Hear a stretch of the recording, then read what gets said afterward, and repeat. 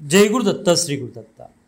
ఈరోజు మనం రామాయణంలోని అద్భుతమైన సంఘటన గురించి మనం మాట్లాడుకోబోతున్నాం. ఇది ఆధ్యాత్మిక రామాయణంలో చాలా సుస్పష్టంగా మనకు కనిపిస్తుంది.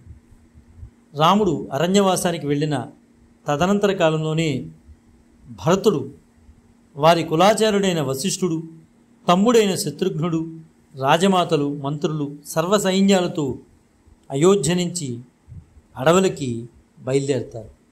ఎందుకోసం బయలుదేరుతారంటే దశరథ మహారాజు చనిపోయారన్న విషయం తెలియజేయడానికి, మరల రాముడు అయోధ్యకి రావాలని ప్రార్థన చేయడానికి భరతుడు వెళతాడు.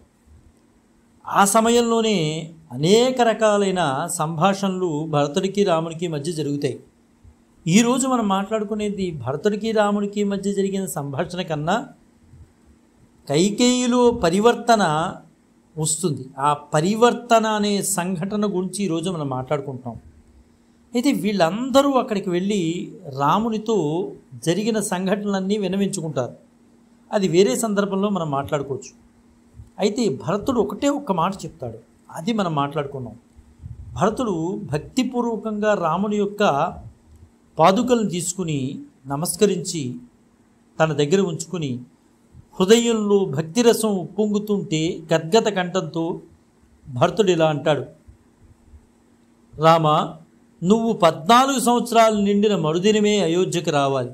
రాకపోతే అగ్నిప్రవేశం చేసి నేను ప్రాణత్యాగం చేస్తాను అని భరతుడు శ్రీరామచంద్రమూర్తితో చెప్తాడు.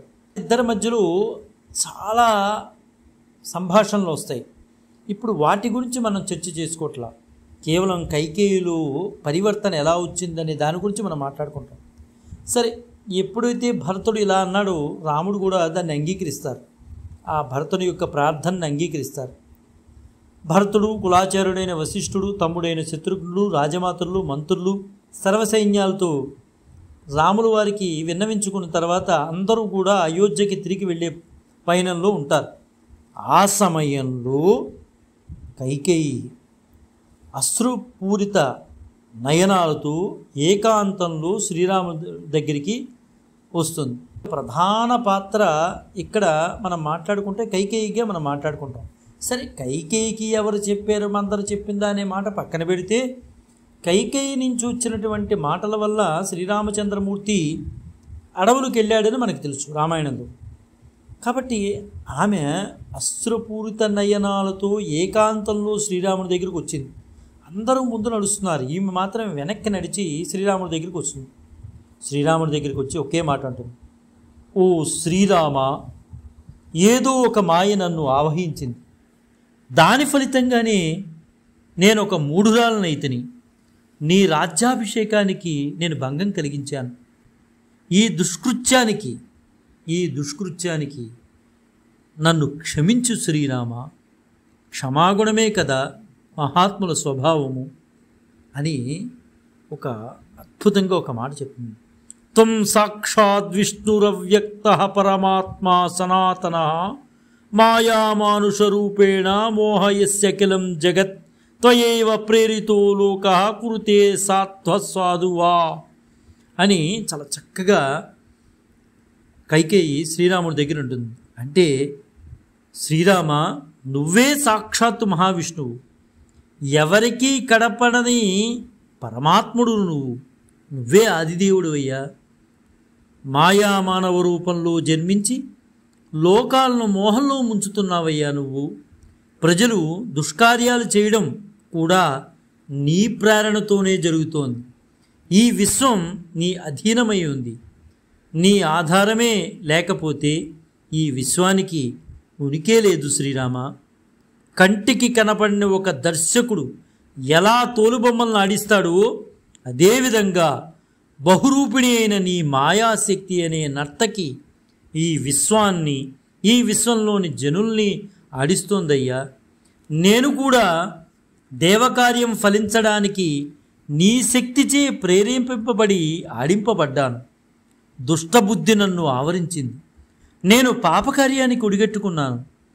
ఈనాడే నువ్వు అఖిల ప్రాణికోటి హృదయ కమలంలో నివసించే పరమాత్ముడు అని గ్రహించాను.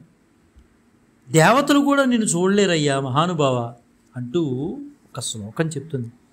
పాహి విశ్వేశ్వరానంత జగన్నాథ నమోస్తుతే చింధి స్నేహమయాపాశం పుత్రవిత్తాది గోచరం అని అద్భుతంగా ఒక శ్లోకం చెప్తుంది.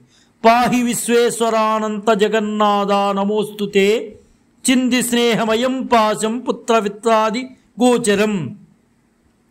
ఓ జగన్నాథ, నన్ను రక్షించు. నాకుండే పుత్ర స్నేహ ధన ఇతర వ్యామోహాలను నీ జ్ఞానఖడ్గంతో ఖండించు. నన్ను రక్షించు. నిన్ను శరణుజుచ్చుచున్నాను దేవా, శరణుజుచ్చుచున్నాను అని రామునితో కైకేయి అంటుంది. వెంటనే శ్రీరామచంద్రమూర్తి కైకేయి వచనాలను విన్నటువంటి శ్రీరామచంద్రమూర్తి మందస్మిత వదనంతో ఇలా అంటారు. అమ్మా, నువ్విప్పుడు పలికినవన్నీ యథార్థాలే. నా ప్రేరేపణ చేతనే ఆ సరస్వతి నిన్ను ఆవహించింది. ఆ మాటలు నీచే పలికించింది. నీవు వరాలను కోరడం దేవకార్యం సాధించడానికి నాచే ప్రేరేపింపబడినవి. కాబట్టి నువ్వు దోషివి కావు. శాంత హృదయంతో గృహానికి పోయి నిత్యం నీ చిత్తాన్ని నాపై నిలిపి కోరికలను వీడి నా భక్తురాలువై మోక్షాన్ని గడించుకు. నాకు అందరిపైన సమదృష్టియే తప్ప వ్యతిరేక భావం అనేది నాలో ఉండదు. నాకు రాగమో ద్వేషమో ఉండవు. కానీ ఎవరు నన్ను ఆర్తితో పిలుస్తారో వారి కోరికలను నేను తీరుస్తాను. ఎవరు నన్ను ఉపేక్షిస్తారో వారికి నా అనుగ్రహం కలగదు. ఎవరు నాకు శరణాగతులవుతారో వారు నన్ను చూడగలుగుతారు. ఎవరి మనస్సులు నా మాయ చేత మోహింపబడతాయో వారు నన్ను సాధారణ మానవుడిగా ఎంచుతారు, అంతే. అటువంటి వారు సుఖదుఖాలకు లోనవుతూ ఉంటారు. వారు బ్రహ్మజ్ఞానాన్ని ఎప్పటికీ పొందలేరు. వారికి నేను కనపడను. అదృష్టవశాత్తు నీకిప్పుడు జ్ఞానోదయం కలిగింది.